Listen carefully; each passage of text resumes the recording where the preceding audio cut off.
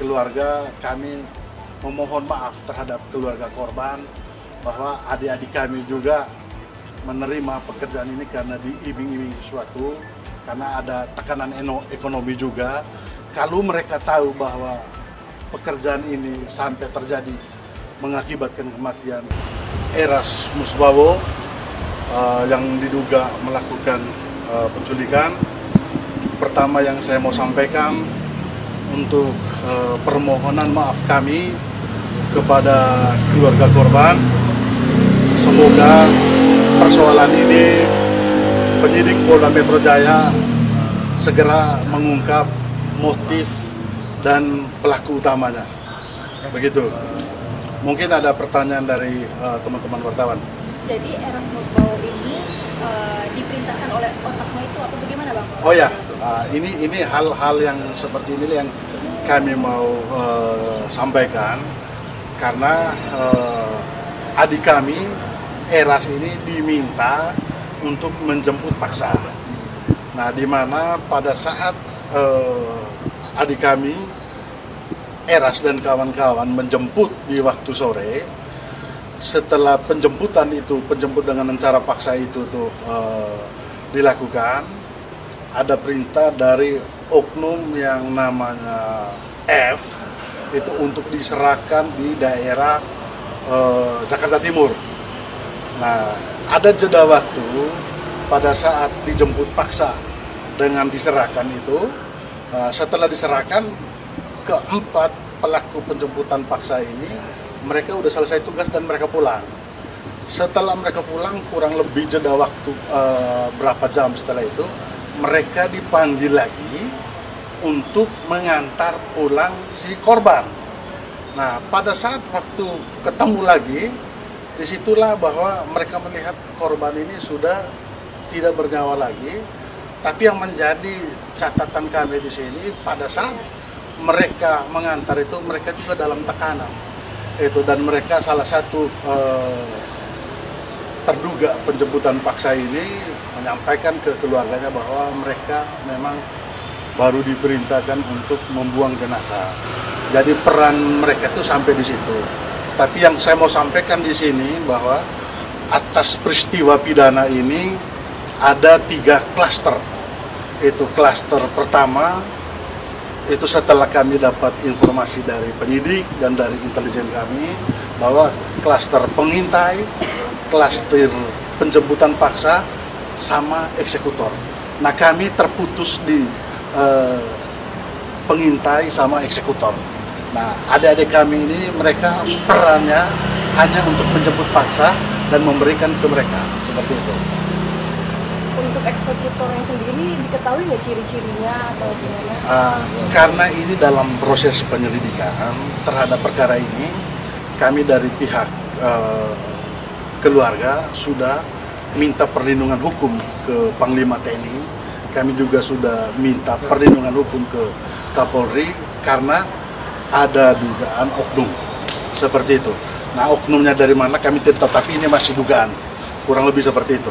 Jadi mungkin tadi Abang bilang maksudnya adalah dari para pelaku yang kemarin sempat disebutkan ini tidak mengeksekusi. Mereka tidak mengeksekusi, begini. Ini makanya kan ada 3 klaster saya bilang ya. Klaster pertama itu tuh klaster pengintai. Itu mereka mengintai si korban. Itu. Terus klaster yang kedua ini ada di kita tuh yang 4 orang yang menjemput secara paksa ini. Klaster ketiga itu yang melakukan eksekusi. Eksekusi dalam hal ini dari data penemuan kami di lapangan ada dugaan oknum seperti itu. Nah, kalau yang ditangkap tadi malam itu adalah dalang intelektualnya seperti itu. Jadi intinya kami dari keluarga kami memohon maaf terhadap keluarga korban bahwa adik-adik kami juga menerima pekerjaan ini karena diiming-iming sesuatu, karena ada tekanan ekonomi juga. Kalau mereka tahu bahwa pekerjaan ini sampai terjadi mengakibatkan kematian, saya yakin sebagai orang yang beragama dan kami juga sebagai orang Katolik, pasti kami menolak pekerjaan seperti ini. Berapa yang dijanjikan, Pak, uangnya? Kalau dari informasi yang kami dapat setelah berkomunikasi dengan penyidik, itu mereka dijanjikan itu tuh untuk mendapat berapa puluh juta sekian-sekian lah, baru dikasih DP berapa, seperti itu. Dan memang terkonfirmasi juga di penyidik dalam proses pemeriksaan ya. Kalau angka DP-nya itu di berapa, Pak? Saya tidak bisa memastikan angka DP-nya berapa, tapi angkanya tidak lebih dari 50 juta lah, seperti itu. Tapi malah per orang dibayar lagi di bawah. Belum. Mereka belum membayar full, tapi sebagian dari uang DP itu ada yang sudah disita dari penyidik, seperti itu. Bang, tadi kan menjelaskan ada oknum yang eksekutornya. Bisa jelaskan lebih detail nggak, Bang? Oknumnya oknum aparat atau oknum apa? Begini, makanya ini kita harus hati-hati terhadap berita seperti ini. Makanya kami minta perlindungan ke Panglima TNI. Kami juga sudah minta perlindungan hukum ke Kapolri karena ada dugaan oknum. Itu aja. Benar nggak sih, Bang, oknum itu dari Kopassus? Terlalu prematur kalau kita bicara seperti itu. Biarlah proses penyelidikan langsung dari pihak kepolisian yang memberi pernyataan di media seperti itu. Bapak tadi kan Eras ini Bapak dampingi sebagai kuasa hukum. Iya, betul. Apakah dia saja atau tiga yang lainnya yang sebagai penculik juga? Yang pasti mereka ini 4 orang semua kita yang pegang, seperti itu. 4 orang ini berarti ya? Iya, betul.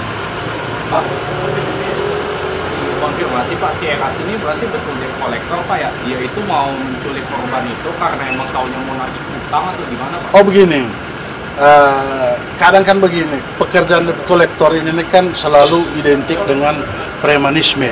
Tapi yang saya mau katakan di sini itu juga profesi. Itu karena kenapa kita bilang itu profesi?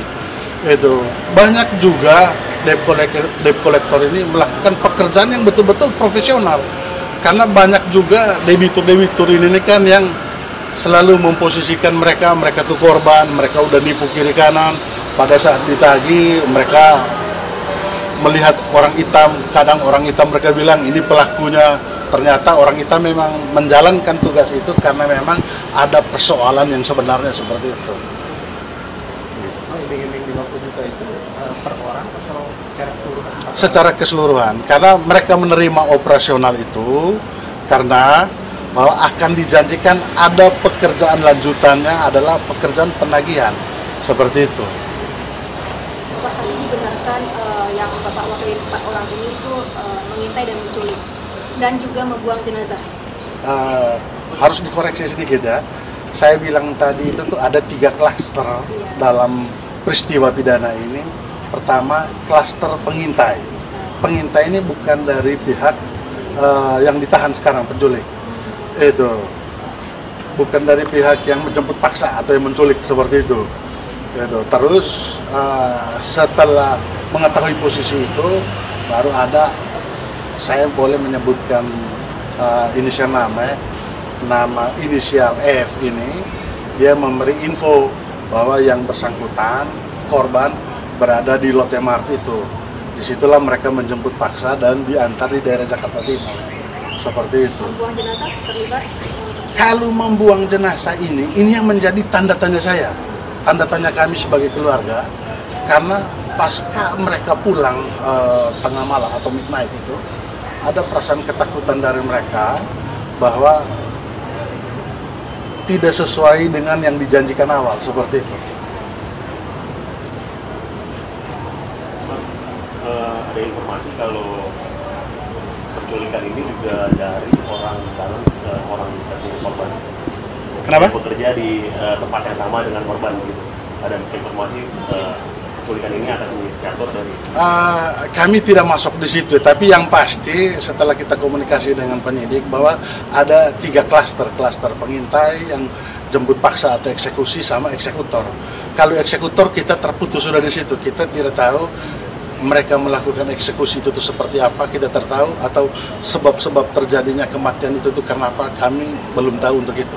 Penyidik masih dalam proses penyelidikan. Penegasan saja berarti 4 orang yang terlibat tadi ini terputus di klaster mana tadi Pak?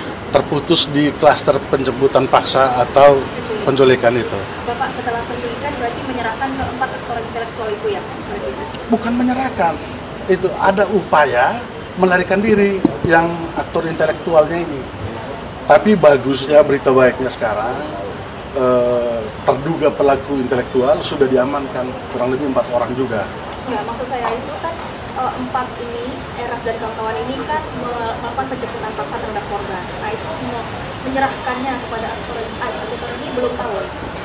Begini, kalau perihal itu terkait jam persisnya saya tidak bisa menginformasikan, tapi yang pasti setelah dijemput paksa dari parkiran Lotte Mart itu, baru mereka menyerahkan di daerah Cawang atas perintah ya. Nanti mobil Fortuner atau apapun semua baru kalian serahkan. Itu setelah serahkan mereka udah langsung pulang. Diserahkan di Cawang berarti. Diserahkan di Cawang. Di situ juga penyidik belum tahu, tapi hanya atas perintah seperti itu, karena informasi ini juga dari penyidik. Begitu. Bang, untuk mobil yang dibawa oleh Eras dan teman-teman ini difasilitasi oleh yang menyuruh atau lewat? Kami belum masuk sampai di situ ya, itu. Hanya kami datang sekarang bergerak cepat, ini intinya kami mengetuk pintu hati keluarga korban untuk permohonan maaf kami dan berbelasungkawanya kami. Begitu saja. Pak, satu lagi kalau terkait rumah dari pelaku itu kan katanya baru ditempati sekitar 2 bulan terakhir. Iya. Sebelumnya dari 4 orang tersebut memang tinggal di mana dan kenapa kemudian pindah ke tempat tersebut? Ada kaitannya Pak sama? Oh tidak, itu tidak terkait. Itu informasi sesat seperti itu tuh. Pak, dari keempat tersangka ini ada hubungan keluarga Kak atau rekan kerja dengan korban? Kalau yang 4 orang ini yang klaster penjemputan paksa, ada hubungan keluarga. Itu. Kita sama-sama dari sana. Ada 3 Flores, 1 dari Maluku. Itu. Kalau dengan korban maksudnya ada hubungan Kak atau tidak saling kenal? Kalau ada hubungan keluarga kan logikanya kan tidak mungkin kan. Itu. Maksudnya rekan kerja Kak? Nggak. Sebelumnya juga korban ini kita tidak pernah tahu. Itu aja teman-teman ya. Satu yang kabur Pak, ada yang gitu. Sudah. Yang kabur itu maksudnya dia ketakutan atau memang dari Yang pasti begini, pada saat dia dalam keadaan sadar, itu dia pasti takut atas dia punya perbuatan yang seperti itu. Jadi karena itu dia coba untuk melarikan diri, tapi ternyata polisi khususnya Polda Metro Jaya kami apresiasilah mengungkap cepat peristiwa pidana ini. Begitu ya teman-teman ya, kami ketemu penyidik dulu. Bapak mau konfirmasi Eras ini yang inisialnya RS ya? Ya, Eras Wabo ya. RS. Eras Wabo.